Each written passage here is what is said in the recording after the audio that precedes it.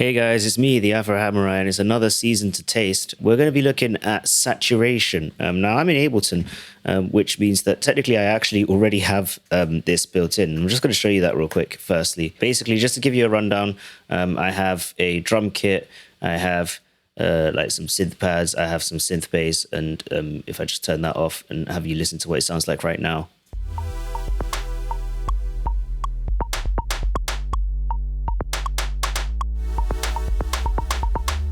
So now that we know what it sounds like, let's have a look at Saturator and just saturation in general. So to let you have a listen to it, I'm just going to mess around with a few of the things, mainly this bass function and drive here as well.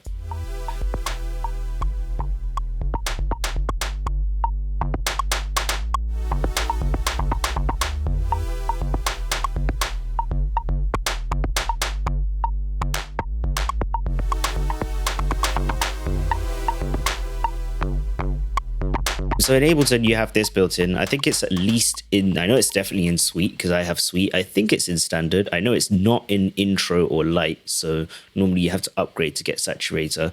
So if you're in Intro or Light, or you're not using Ableton and your DAW doesn't have a built-in Saturator, how do you get saturation?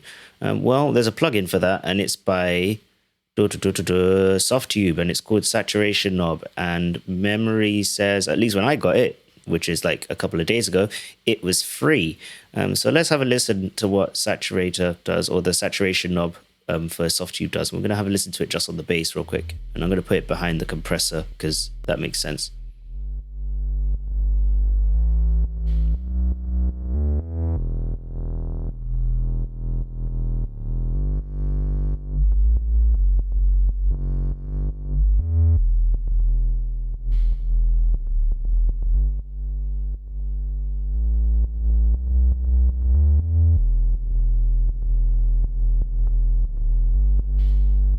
Now let's hear it with the rest of the mix.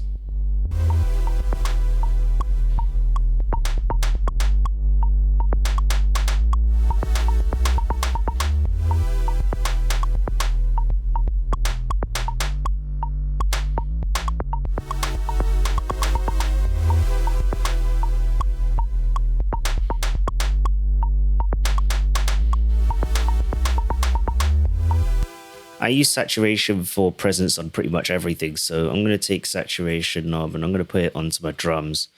And I'm going to just like kind of eyeball it and go about there.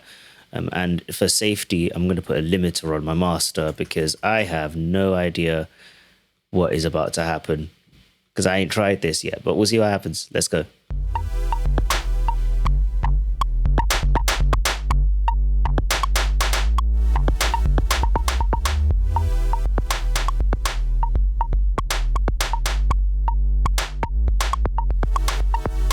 Yeah, so I quite like it. It adds a little bit of snap to everything. It's great on drums. Saturators always work well on drums. If you haven't seen my previous thing where I talked about Devil Lock on drums, I like using anything that causes any sort of saturation or distortion on drums. But it also works really well on bass to help get your bass up and running as well.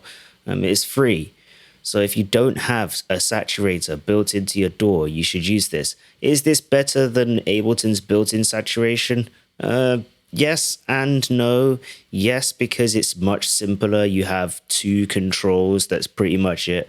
But then no, because if I open up Saturator again real quick, boom, jump cut. Yeah. So with Saturator, or Saturation Knob, sorry, by Softtube, you have like two different bits that you can change. Whereas with Saturator by Ableton, or at least in Ableton, you have the ability to do like a lot more. Like this is in its expanded form and it's like tiny form. You still have quite a bit there.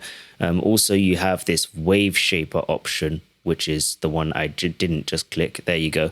And that kind of lets you set up your own wave to let you do your own sort of like semi-custom distortions that you can just mess around with and see how it goes, basically. But, you know, yeah, with Ableton's built-in Saturator, you have quite a lot. So if you're using Ableton and you have Saturator, it's very likely you actually don't need this.